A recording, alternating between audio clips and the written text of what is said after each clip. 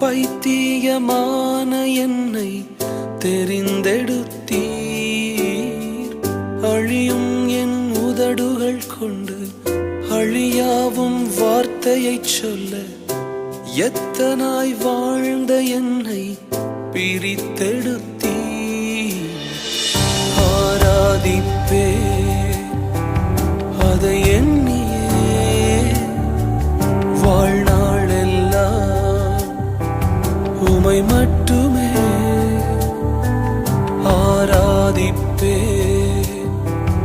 அதை எண்ணியே வாழ்நாளெல்லாம் உமை மட்டுமே.